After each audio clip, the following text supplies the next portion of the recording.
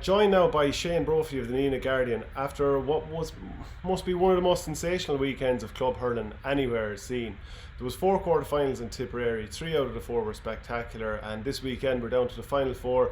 Nenagh Eire against Loughmore-Castleiney, Kiladangan against Drom-Inch. But just to go through the quarter-final results for anyone who's hiding under a rock: Kiladangan beat Toomevara 316 to 18. Nenagh Eire beat Thurles 312 to 18. The favourites Thurles gone. Drom-Inch beaten Borris-Ileigh, so we got to extra time and it was 419 to 128. Couldn't be separated. Drom win 3-1 on penalties, and then Loughmore off Clonoulty-Rossmore 221 to 20 points. Incredible! It's hard to beat that, and not even a crowd there to see it.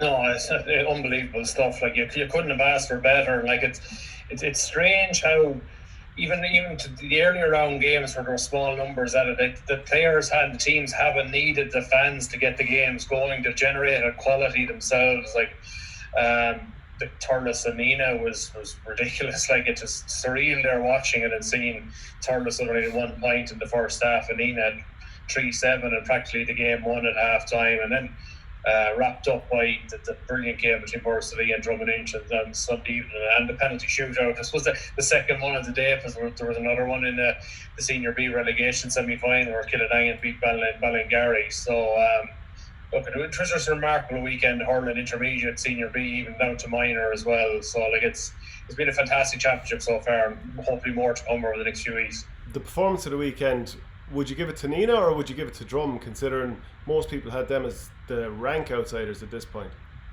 I give it to Nenagh. I just thought they were unbelievably good on Saturday evening. Like there can be a focus that Thurles were off it, and they were off it, there's no doubt about it. But Nenagh, from the first whistle, they brought an energy and intensity I've never seen in them before. They were just super revved up. I think there's a remarkable contrast watching from the stand in terms of the subs and the management team, and even the stats guy on the Nenagh side were really motivated. They were roaring, shouting. They were really up for it. And then Thurles management were so flat on the other side. Their subs, they've got nothing to shout about. It was if the Nenagh boys, they had been primed for this for 2 weeks. It was Barry Heffernan gave an interview after the game saying that her things said about them in the lead up to the game, that they probably did hurt, like there was a bit of hurt, and I don't think anybody was writing off Nenagh in advance, because like Nenagh were probably the one team over the last few years that have been consistently very, very good at negating Thurles Arsefields, and they did that again, but like they brought it to a whole new level. I think we all know Nenagh are very good touch players, but I thought their intensity and work rate was unbelievable. Like Barry Heffernan at centre back, he showed that he was an inter-county class player. We saw that last year, that he stepped forward, but he showed at club level that, look, I'm the man here. Centre back, he was fabulous. The 2 young lads either side of him, Conor Ryan and Conor Hennessy, very good. Killian Gleeson, very, very good in the middle of the field with Dara Quinn, who I think is up there with one of the best club hurlers in the county. Probably the lack of a bit of size probably negated against him when he was in with Tipperary a few years ago, but in terms of heart and what he gives to Nenagh, he's fabulous. Then up front, Jake Morrison and Tommy Heffernan were the terrible twins that did the damage. Yeah, Lar Corbett came on and he actually won the free that I think Aidan McCormick finally scored after 29 minutes and 18 seconds. Who could believe that Thurles Sarsfields would take that long when they were going in as favourites for the entire county title? Do you think that's the last we'll see of Lara? Because I think Lara's turning 40 next year, isn't he? He is, like I said, he's probably the only one maybe, and added to Ronan Maher, who probably comes out of the game with any credit really. Like, and I think Thurles Arsefields would be wondering why they didn't start Ronan Maher and Jake Morris in the first place. Like, it had been Thurles' trendy over the years that they would always put either Michael Cahill or Ronan Maher in the opposition's best forward, and they didn't do it from the start last Saturday. And by the time they did it, Jake Morris had 2 balls stuck in the net, and like they were chasing shadows after that. But there was at no stage you thought Thurles were going to get back into this. You wonder why they were so flat in the evening. Like, we posed the question last week: how would Billy McCarthy's not being available impact him? And it certainly impacted him in a big way. But whether he would have been the difference in them winning the game, I'm not so sure. I thought it was a total team collapse on the day, but. like it's a lot for Thurles to ponder over the winter, to have a fine minor team coming that are in a county final this weekend, but it's going to take a few years for some of those guys to come through, because definitely they need an infusion of something there, particularly in the forwards. As you see, Pat Burke being called ashore in the first half, Conor Hannigan, one person never got a puck of it as well. I suppose Conor Stapleton probably maybe deserves a little leeway. He's only coming back from injury, and you can see he wasn't up to the pace of the game at all. And that point on Lar Corbett, do you see him coming back again? Because he's still good enough, but Thurles look like they need even a bit of a rebuild, and God knows when Billy McCarthy will be back, because he'd done the horrible cruciate there 2 years ago, and it's on the same knee again. So like, it's a tough time ahead for him, and who knows what Thurles will look like in a year, how much of a rebuild they'll need. Yeah, I suppose it depends on us who's there. Like, is Lar prepared to maybe be that impact sub role that he has now? Like, I don't think there's 60 minutes there. Like, they got to have a senior B team that got to the quarter final last weekend. Like, I suppose, and there's some fine hurlers, and that maybe it's time for the management maybe to trust some of those guys and throw them in, and then they're blooding them at senior A level next year. Because like, there's no doubt they probably do need a changing in the guard. It's like they did look very, very stale, I thought, last weekend compared to Nenagh, who were very, very good. Like, I thought it was the best Nenagh performance out of this group of players I've seen. Yeah, and like you mentioned, Barry Heffernan, the way he was just cruising across the ground, sweeping up ball early on, and like he'd turn and run at maybe two Thurles players, they wouldn't be able to hold him back, they'd have to foul him. Like, he did look every inch an inter-county player. Paddy Murphy, I think, set the tone in the half-forward line physically in a way that Thurles would obviously have wanted Billy McCarthy to do if he was available. Jake Morris then, it really feels like, I mentioned Lar Corbett, and you look at Jake Morris and it's almost like seeing double, isn't it? Like, he looks ready to really step up now and become a main man for Tip. Absolutely, like, and even once he got that first goal, he took off. Like, both his first goals were really similar to the goal he got for the Tip under-20s in the Munster final last year. Whatever it is about the Klein and end coming in from the right side, like he knows where to find the spot, and like, his penalty was clinically taken too. He's just a guy in top form, and like, it'll be interesting to see what Loughmore-Castleiney do with him next weekend. It's like they're a wily team. They're not going to let Jake Morris go to town and Tommy Heffernan, and they know if they can hold those two guys up, like, they'll be a long way down the road to victory. So just a word then on Loughmore-Castleiney. It was a very tight first half against Clonoulty. Kieran McGrath got a couple of goals after half time. Conor McGrath made a bit of an impact. His crossfield ball in over the top, very cute ball in, and Kieran McGrath finished. Lots of frees in the game. Noel McGrath, a couple of wides, obviously a lot of good too. John McGrath, we've probably seen him make more of an impact in the game, but if you were to judge him by how you judge an average club player, you'd say he played quite well. But there's so much more in him too. Were you impressed with Loughmore? Yeah, you'd have to be. Like, to just do what they have to do every game to go out, and I think it's a fascinating thing that in their 4 games they played in the hurling championship this year, there haven't been games that set the pulse of ice. They did what they had to do against Mike Arkey in round 1 and round 2.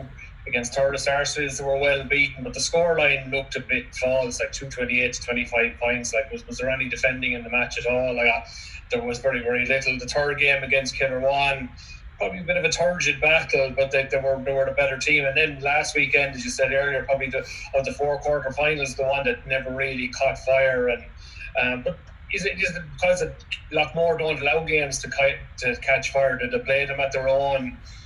They try to get the games played at their own terms, and they seem to be able to do that. And like, it's easy to point at Brian Noel and John McGrath as their key players, but you look at Evan Sweeney, was the match winner against the Killarwan. Conor McGrath gets 2 goals last day. He's the match winner. John Maher outstanding in the half back line as well. So look, they just find ways to win. Like, I think it's probably no surprise that Eamon Sweeney's back in there as coach there this year. He was the man who masterminded their 07 victory and their Munster success that year too. They're nothing spectacular, even though they have spectacular players, but they're just so efficient at what they do. As you mentioned, Conor McGrath as well. He's a find there as well this year. So I can just, like, knowing Loughmore, they're not going to let Nenagh away with what Thurles allowed them to do last weekend. I just promise to be a fascinating semi-final. Like, both semi-finals, you could draw 2 nails into a hat and pick out a winner and say they're the favourites. So like both games are very, very hard to call. I think the fascinating thing for me, as I said, like, is Nenagh. It's probably, and it's no reflection on Nenagh, it's probably virtually impossible for Nenagh to play as well as they did last Saturday evening. Maybe bar to take more of their chances. Like, I suppose that was the only negative, to draw 16 wides against Thurles. They could have been even more impressive. They need to be more efficient against Loughmore. They'll need to bring that intensity again too, because you just know that Loughmore are going to bring that, I suppose, that rural togetherness, that physicality, and that cleverness and use of the ball. They're going to bring all that. They're not going to be as flat as Thurles were, and it's up to Nenagh to bring it. I think we're going to get a fabulous semi-final, hopefully. Yeah, I was really impressed with how Nenagh hunted in packs and that intensity that you're talking about. But when Hugh Maloney had to go off just before half time, and you see the Barry Heffernan had to go back, not long later Dennis Maher snaps a ball, scores a lovely goal on the pirouette. And you start to wonder then, if Hugh Maloney is missing for this next game, and let's say John McGrath goes inside, now maybe he'll play in the half forward line. But if Barry Heffernan has to go back full back again, that's, for a couple of reasons. Hugh Maloney is great at minding the square, and Barry Heffernan's brilliant at sweeping from centre back. That could take a bit away from him. And like you mentioned, all the wides, like SARS won the second half and Nenagh only scored 5 points in that period. Yeah, there's no doubt about it. Like 3-12 wouldn't win you many championship matches. Like, it was a low scoring game in senior championship hurling. But I say, if Nenagh had the chances to score 3 or 4 20, but like, as you say, you mentioned Hugh Maloney. Like, it probably doesn't look good for him. Like, he took either a calf problem, like, coming off the field. I suppose I'd be surprised if Barry Heffernan goes to full back. I think they probably would look at slotting Adam Grattan from cornerback into fullback. He's played there before as a stand-in fullback, and probably maybe Sean Phelan coming in at cornerback. He played county minor for Tip in 2018, a fine prospect. And I suppose it's a game like this to throw him in and give him his head at this level. Like, he played pretty well when he came on the last day. As well, so that's probably the option. You probably expect Sean Phelan to probably slot in if he was not able to go. And if you were to try and call this game, I know you said it's sort of pull the names out of the hat. If you were to go on who's produced the best stuff so far, just looking at that SARS game, you'd have to say Nenagh. But there is always that if and that but, and that 25 years since they won their only county title, despite all the talent, that there's that nagging doubt again. Yeah, absolutely. I suppose if you're to go on who can you trust more to win on Saturday, it's probably Loughmore-Castleiney. But I did give a slight lads and Eda my preview for the paper. I just thought, I think you have to give the benefit of the doubt that performance won't be a once off, like, and that they will find something sufficient again on Saturday to get the job done. Like, but it's, as I say, it's a toss of a kind game, really. Like, it's. I don't know what the bookies have it, but you could go even money either way. Like, I just think it's very, very tight game to call. Like, the drew last year in the championship as well. So, like, there's very, very little between them. Cruelin as it is to do it, we have to talk about the power rankings we did last week and the 1 to 8. I'm just going to bring them up on screen again. So, team number 1 Thurles, number 2 Borris-Ileigh, and number 3 Clonoulty-Rossmore, all gone, along with team number 7. It is mad. Like, you were probably more or less going with the bookies with your predictions. Yeah. It's been mad. That probably added to why it was such a crazy weekend, that there were so many surprises. But I suppose that's the brilliance of what we were getting now in Tipperary. Like, for a couple of years there, it was Thurles Sarsfields up here and everybody else behind, and now there's literally 8, 9, 10 teams on any given day can beat each other. Like that, I think that's the way the semi-final and final is going to pan out. It's just going to be whoever performs on the day is going to be the winner. I don't think anybody will maybe say Barry underperforms spectacularly, or maybe something happens in a game where there's a red card or two that impacts in a team. I just think it's just whatever. It should be all in the day. In winning the white lines when the ball is thrown in, whoever brings the right mentality and belief is going to win these games on down the stretch.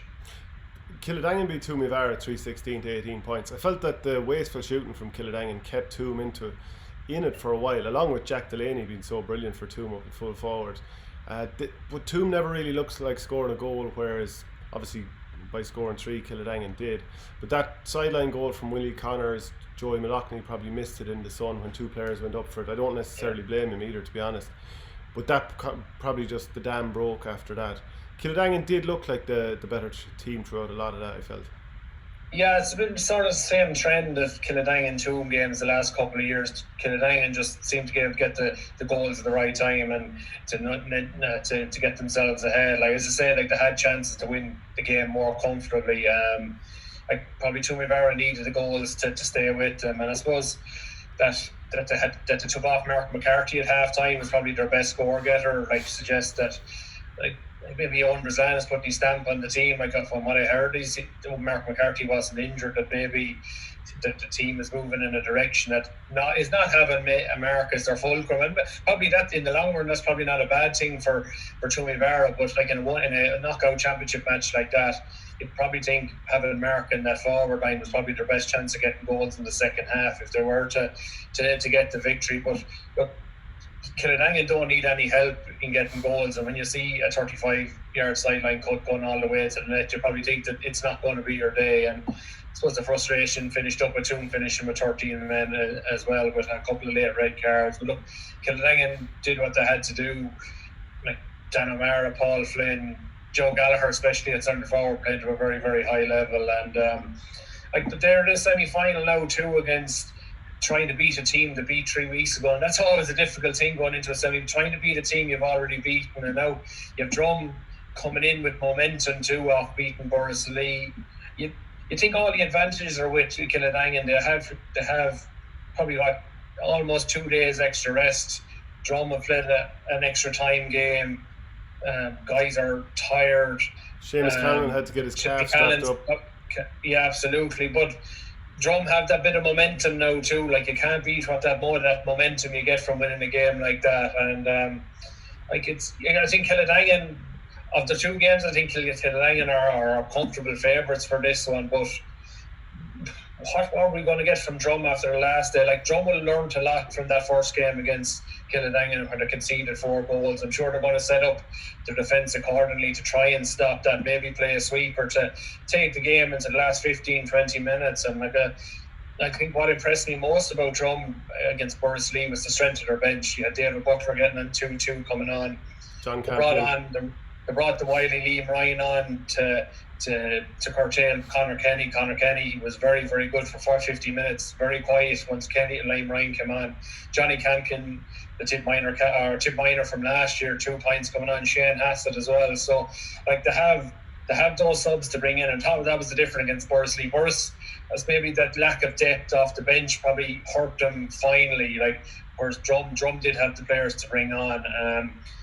Will Drom start David Butler? They probably won't, because he's been so impactful off the bench. But like if Seamus Callan is not at 100%, they need somebody at that full forward line to hold the ball up. And like it's a big gamble holding him in reserve and maybe playing catch up against Kiladangan, because they're probably the one team you can't let get ahead of you, because they're very, very hard to chase back. I want to come back to Johnny Campion and whether he might start the next day because of the power of his impact.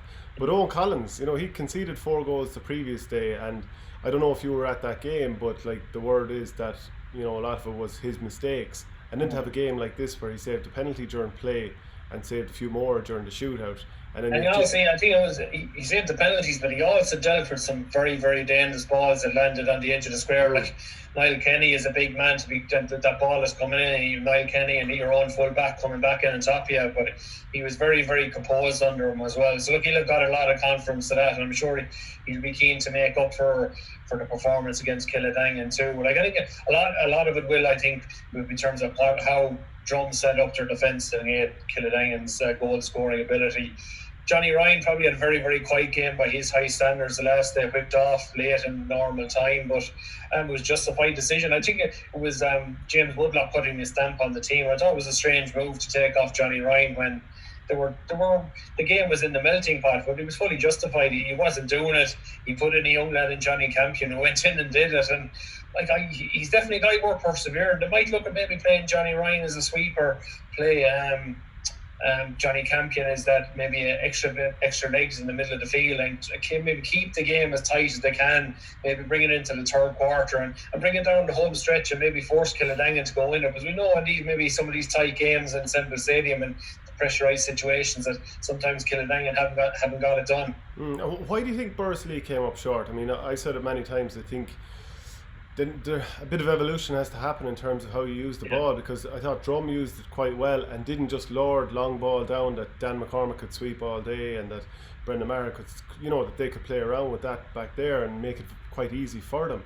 But there's just too much ball trucked over the half forward line into the full forward line, and you'd like to see more ball going short to Jerry Kelly, JD Devaney. Kevin Maher I thought was quite good, but just too much of the ball flies over their head into, like, if you have the ball in your hand you have the advantage, and if you go long, at best you're turning it into a 50-50 situation, and generally it's a backs ball anyway. Yeah, that's probably true. Like, it's like they didn't get the best out of JD Devaney on Sunday. Like, Barty's goal, like, he was very peripheral. Kevin Maher had a good first 40 minutes, but after that and into extra time, he faded out of the game. Jerry Kelly didn't do an awful lot in open play. Niall Kenny won a couple of great balls, and lucky he could have finished with 2 goals in one game. They had their chances, there's no doubt about it. But like, whatever happened after 45-50 minutes and then into extra time, like, the forwards just faded out of it badly. Like, Brendan Maher and his free take, and like they really struggled for scores after that. It was all, look, he scored 129, but I think 15 points of it came from frees, and most of it in the latter half of the game was all placed balls too. Like, I suppose that will frustrate Borris-Ileigh, but look, I think they'll regret just switching off after they got their goal. Like, 5 points up, 2 minutes into injury time, you thought they had the job done. Like, and I suppose conceding that free straight away and switching off, they probably should have expected Seamus to go for the top spin shot. Like, I know it was a goal they should have dealt with, and then you had the James McCormack conceding the free after winning the free out. There were not typical Borris-Ileigh moments. They got it. It was indiscipline, really, wasn't it? Because they were so good for the last 12, they just lost focus, and it just cost them badly on the day. Yeah, well, I think you'd have to say there's a bit of indiscipline there, because Seamus Callanan's free was moved up the 13 metres or whatever it is, and then obviously the goalkeeper drives the ball back. And everyone who's hurled has been in this situation. You get a snig on the hand and you do want to drive the ball at the player, but it's very rare you actually do, and it just ended up being so costly that Borris were the authors of their own downfall. Yeah, I don't know, they brought on Paddy Stapleton later on to probably see the game out, but I thought it was a strange move taken off maybe Kieran Cohen as well, because I thought he was having a reasonable game in the half back line too. I know they probably went for fresh legs to get the job out, and I thought Kieran was missed in extra time too, because he's that bit of physical presence and that bit of leadership as well. But I suppose the longer the game that went on, Drum seemed to be in the ascendancy, and it probably was no surprise maybe in penalty shootout that they did win it, even though it was probably, you look at it was Conor Kenny and it was Jerry Kelly and it was Brendan Maher that missed the penalties, which was very, very strange. Like, probably 3 of their better strikers, but was the surreal nature of the match, the way it finished up like that. The 3 of Borris-Leigh's probably more dependable players couldn't get the job done in the penalty shootout. And it's something I wrote about this week in my column, that I'm not a fan of the penalty shootout. It was fantastic drama, but I just think it's a cruel way to end it. I'd love to have seen maybe a next score win, or play on maybe until a team wins by 2 clear scores. I just think that might be a better way of sealing the win and deciding these matches than penalty shootouts. Yeah, I like the idea of next score wins. Just the referee blows full time, straight back to the middle, throw the ball in, lads, next score wins. And you, as a midfielder, you'd be terrified to pull in case actually you give away a free straight away and someone gets slotted over. That's it. Like, it probably puts a lot of pressure on the referee in terms of, Jesus, do I give a free here? But it puts a lot of pressure on both teams, defenders, not to give away a stupid foul, like, and to get the opposition the chance to win. I think hurling is a game where scores come regularly, and there's a fair chance if you played for another 2 or 3 minutes that one of the teams is going to get a winning score and win the game. And I don't think anybody could have any complaints after that. Yeah, just to talk about some of the late drama in normal time and then extra time. Like, Borris-Ileigh to go from 5 ahead to 1 behind and needing that late point from Dan McCormack with the stutter step out in the corner. And I just thought, such a tight angle, running across goal, left hand side. out of the corner flag. Can't forget Brendan's 94-metre free with the last puck of the match in normal time as well. That was nervous stuff. And then even the penalty that Brendan had, and there was a point in it at the time, and the way he stepped over it, I thought, there's no he's not running into the ball or leaning into the ball for a powerful strike. He's going for a point, and then he goes, and then it's saved by Owen Collins. Just the whole thing was just. Have you ever seen drama like it? Oh, it's unbelievable. It's the most dramatic Tipperary game I've seen in a long time. And you just wish that it had gone on a bit more. Or maybe you could ideally love to see a replay and see them go at it again. Even on the sideline, there was no fans there, but you had officials from both clubs chirping across at each other from one side of the fans stand to the other. And we were saying to us, God, if there was a crowd here, there would have been a riot. It was really getting into dramatic stuff when it went into injury time, and so it just had everything. It was brilliant stuff. And hopefully in the next semi-final and final we'll get the same and get an end to the championship we hope we deserve after what we've gotten so far. Are there any matchups in particular in the Kiladangan versus Drom match that you're looking forward to? I suppose you're looking at James Quigley, Seamus Cannell. I suppose that'll be the key one. James Quigley, I think, is one of those players is probably on borderline, maybe call up to the tip seniors. I think he's a ready-made full back in the make, and he's developing the whole time. I just think that's a fascinating one. Just tactically, will Drom play a sweeper? I just think they have to try and negate those goals and stay in the game as long as they can, particularly if they're going to hold David Butler back to bring him on. It's a risk holding a forward of that ability on the bench. In the hope that he'll come on and make an impact, because you don't want to be too far behind. I think they're the key ones. I think those two particularly.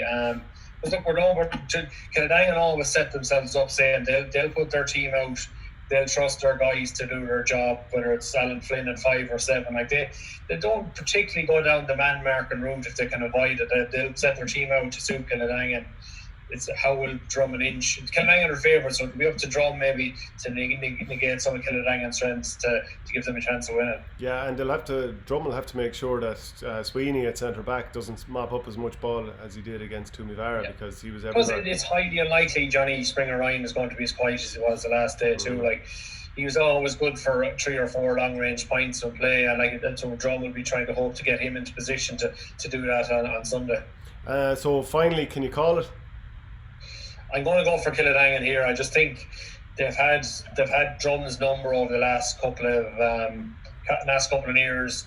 I know it's difficult to try and beat the same team twice, but I just think that they set up pretty well against Drom. I think it'll be closer. I don't think there'll be the 9 points there was in it in the group stage. I don't think Drum are going to allow the goals to be conceded. But if Kiladangan can create the chances they did the last day and take more of them, I just think they'll be too strong for Drom in the end. Do you know, I'm going to go with Drom-Inch here. I just think they have a lot of players who've won a county title in the past, even though it was several years ago now, against a team that hasn't quite got over the line, even though they probably had the quality to do so. They've got Seamus Callan, the biggest game breaker on the field. I don't think Owen Collins is going to make mistakes in the goal like he did in the previous match, and his confidence will be through the roof. And I like how they use the ball. So I'm going to go with Drom. I could be wrong, but sure, look, as you found out last week, it's a risky thing to put your neck on the block. Like going for an all-North final, you're probably going for an all-mid final. Yeah, well, by the looks of it. Yeah, no, do you know what? Yeah, I'm very unsure of the other game, because if Nenagh play to their potential and Loughmore play to their potential, I think Nenagh win the game. But I do think if Hugh Maloney is out, that's quite a leveler. Finally then, the Tipperary football semi-final is on this weekend. Now, Loughmore against Moyle Rovers, that's been put back a week because of the hurling. But the one that will go ahead is Kilsheelan-Kilcash against Clonmel Commercials. Having watched Clonmel last year and the way they took apart J.K. Brackens in the county final, I presume it's business as usual for them, and they're looking in rude health. Yeah, I know they've been very, very good so far. Won all their 3 games. They got a stiff test from an up-and-coming Care side in the first round. But I suppose in their group, that was the key match. Beat Galtee Rovers convincingly enough, and then took apart Killanall in their final group game to get through. As well, Killanall not near the side they were a couple of years ago. And maybe Killanall are probably looking ahead to the Senior B Championship. I know they want to get back up to Senior A quickly, so they'll be raging hot favourites. But Kilsheelan, in terms of inter-county players, like, they've a lot of tip talent there. They've Bill Maher, they've Evan Comerford in goal, they've Dara Brennan, they've Brendan Martin, who's on the cusp of the tip seniors as well. You have Paul Maher, who's in with a former tip footballer, who's now back in with the tip hurlers. Like, they have a lot of quality there. Like, so, and like, we've been waiting for a few years for Kilsheelan to I suppose consistently get to the knockout stages. Like, they came through a very, very tough group. They had Aherlow, Upper Church Stromban, and particularly Jacob Brackens, who got to the final last year. So to come through that group was very, very good for them. So, like, they'll have nothing to lose in this game. Commercials going to be raging hot favourites. There's going to be a lot of players that know each other very, very well. A lot of Tipperary senior panelists on both sides. It's going to be a quality game in its own right down there at Finnan. It's going to be, unfortunately for them, it's going to be overshadowed by the Loughmore-Nenagh match at the same time. But the thing is, a credit to the county board, while they're streaming the Nenagh Loughmore match, they're also going to be streaming the football match at the same time as well. So look, everybody's going to get a chance to see a quality football match. I think Clonmel are going to win. I think they're going to earn it. For football's sake, you hope to see a quality game. Loughmore Mile Rovers the week after is going to be a very, very toss of a game too. So be interested to see where my Loughmore-Castleiney will be after this weekend, whether it be looking their wounds or whether they'll fully on course for the double. But this weekend, I just fancy Clonmel to get through, but they'll be pushed to their pin their collar, I think. And just one final word for your own club, Lorrha, and that unbelievable team goal they scored the other day that people can see on Lorrha's Twitter account. Talk to me about that. That was lovely stuff.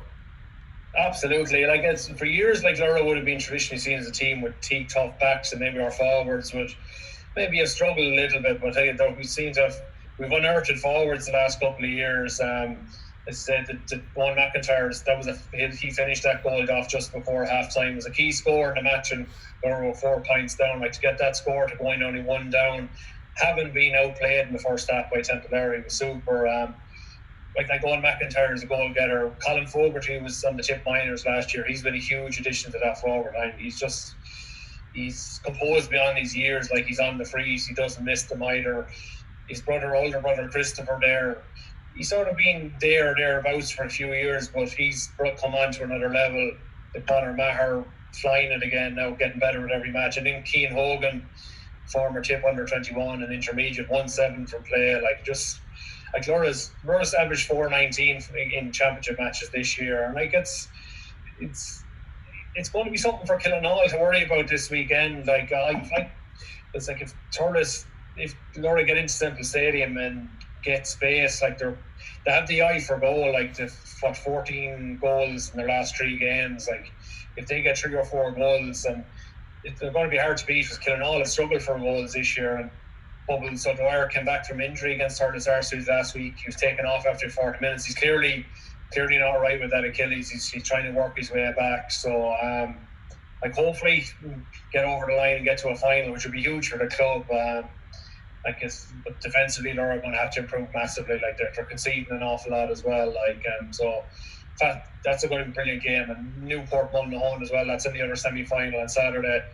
Newport will probably be the form team in the championship, but like Kiladangan and Drom, they have to go and beat a team they've beaten already. And you can be sure one thing with Mullinahone, they're not going to want Newport beating them again. That match last month, Newport scored 4 goals in the first half. They were 11 points up at half time. They were hanging on a bit, only won by 4, so you can be sure that Mullinahone will be making sure that those goals won't go in again and trying to overturn that result. So, like the senior A matches, those senior B semis in the Seamus Arena they're very, very tough games to call as well. As you mentioned, Bonner Maher there, does he look like he's ready to step back into inter-county action when that gets going?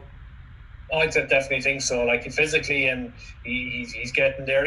By his own standards, he probably didn't get an awful lot of ball against Tipperary. I suppose he comes up like the opposition team then really tend to put their best players on him. But look, when the big moments came, as you saw with that goal chance, a lovely hand pass to Colin Fogarty and then to Owen McIntyre for the goal. He set up another goal in the second half when maybe an easy point was on, but look, he saw the goal chance, he went for it. And then when he went in at full forward, and Lorrha were struggling maybe with 10 minutes to go, the full forward line weren't holding up the ball. He went in there, he won one ball that ended up as a 4 goal for Alan O'Mara. So look, when the big moments were needed, he stepped up to be a creator. And look, he gets into Semple Stadium, he's going to be massive for Lorrha at the weekend. It was that experience of playing in that stadium. Lorrha as a team wouldn't have played there in 10 years, but to have guys like him and Brian Hogan and Colin Fogarty and guys had played in the stadium will be very, very important if they're going to win on Sunday afternoon. Shane Brophy of the Nenagh Guardian, thanks very much. Pleasure.